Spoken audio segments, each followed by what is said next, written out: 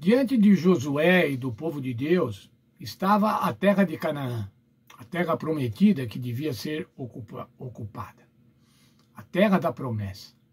Para essa ocupação, para que se efetivasse essa ocupação, muitas batalhas seriam travadas entre Israel e os cananeus.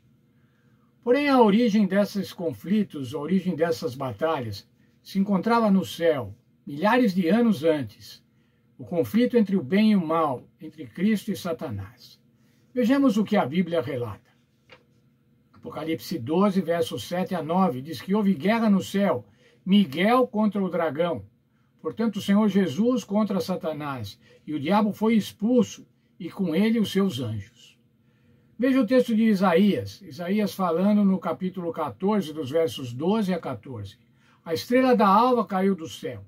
Quem era a estrela da alva? Ele se referia ao rei de Babilônia, mas figuradamente. Na verdade, estava se referindo a Satanás, porque ele tinha a pretensão de ser igual ao Altíssimo, tinha a pretensão de ser adorado. Uma rebelião no céu.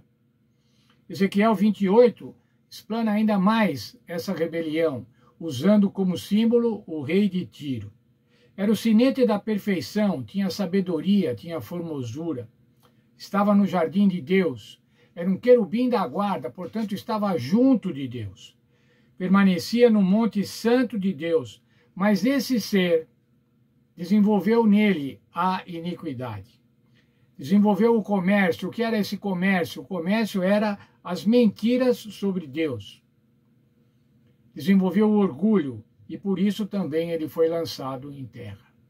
Essas três passagens falam de um mesmo evento, da guerra no céu entre Lúcifer e o Senhor Jesus. Deus povoou o universo com criaturas responsáveis, a quem deu o livre-arbítrio, um requisito indispensável para que exista amor. Porque o Senhor deu o livre-arbítrio para que seus filhos pudessem escolher amá-lo ou não. Essas criaturas podem escolher agir de acordo com a vontade de Deus ou contra ele. O anjo mais poderoso, Lúcifer, rebelou-se contra Deus e levou consigo muitos anjos, 1/3 dos anjos, como diz a Bíblia. O rei da Babilônia, descrito por Isaías, e o rei de Tiro, descritos por Ezequiel, na verdade representam Satanás, Lúcifer, o dragão, a antiga serpente, o diabo. Isaías e Ezequiel se referem à origem desse conflito. Embora alguns estudiosos tendem a restringir o significado de Isaías 14 e Ezequiel 28 ao rei de Babilônia e ao governador de Tiro. No entanto, existem vários indicadores claros no texto bíblico que apontam para uma realidade que vai muito além disso. É dito que o rei de Babilônia estava no céu, perto do trono de Deus, e que o rei de Tiro morava no Éden, como querubim da guarda, no monte santo de Deus. Nada disso é verdade sobre esses reis. Esses reis terrestres nunca passaram por uma condição de santidade e de proximidade a Deus como essa descrita em Isaías e Ezequiel. Tampouco se pode dizer que algum rei terreno fosse perfeito nos seus caminhos e fosse modelo de perfeição. Consequentemente, esses personagens apontam para além dos reinos literais de Babilônia e de Tiro. Apontam para o reino de Deus. Apontam para o reino de Deus e para a rebelião de Lúcifer neste reino de Deus. O texto de Daniel, no capítulo 10, dos versos 12 a 14, também ilustra essa batalha. Lá havia intensa oposição do rei da Pérsia. Era o rei da Pérsia literal? Não, era Satanás.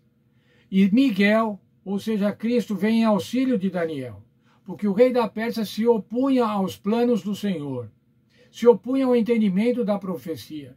E com a vitória de Miguel sobre o rei da Pérsia, Daniel então entendeu a profecia.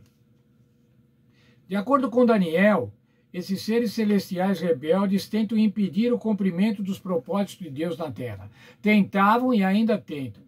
É à luz dessa conexão entre o céu e a terra que precisamos entender as guerras de Israel ordenadas por Deus. Elas eram manifestações terrenas do grande conflito entre Deus e Satanás, entre o bem e o mal. Tudo em última análise com o propósito de restaurar a justiça e o amor de Deus em um mundo caído. O Senhor ordenava que Israel batalhasse contra os ímpios.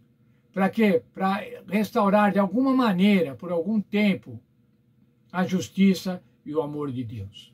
Mas essas batalhas prefiguram a batalha final, quando o Senhor Jesus vai instalar de maneira definitiva, de maneira permanente, perpétua, eterna, o seu reino eterno. O grande conflito entre o bem e o mal, a luta original e permanente entre Cristo e Satanás, se manifesta nas batalhas, ao longo da história, dos filhos de Deus, do seu povo, contra os ímpios e contra a idolatria. Veja o texto para meditar. De que maneira vemos no mundo, ao nosso redor e em nossa própria vida, a realidade dessa batalha cósmica entre o bem e o mal? Não é nada difícil, irmãos, nem um pouco difícil, olharmos o mundo e vermos a batalha entre o bem e o mal. As perseguições de toda sorte, as perseguições raciais, as perseguições religiosas, os problemas com os costumes, a ideologia dos costumes, o problema do consumo, muitos consumindo muito e outros parcamente podendo viver na insegurança alimentar. Vemos esse conflito nos crimes, nas doenças, nas guerras, nas destruições. Nós, irmãos, estamos imersos no conflito cósmico. Todos esses conflitos que nós vemos na Terra, eles são parte do conflito cósmico entre o bem e o mal. Eles são a atuação dos exércitos de Satanás para destruir tudo de bom que o Senhor pretende. Mas temos uma convicção, irmãos, temos uma certeza, a Bíblia nos assegura isso. Esse conflito vai acabar com a volta do Senhor Jesus. Na verdade, o Senhor Jesus, o Senhor Deus, já venceu esse conflito com a morte e a ressurreição de Jesus. Falta apenas implantar. E por pouco tempo, irmãos, e o Senhor Jesus vai voltar e vai implantar o seu reino. O reino conforme o seu projeto original.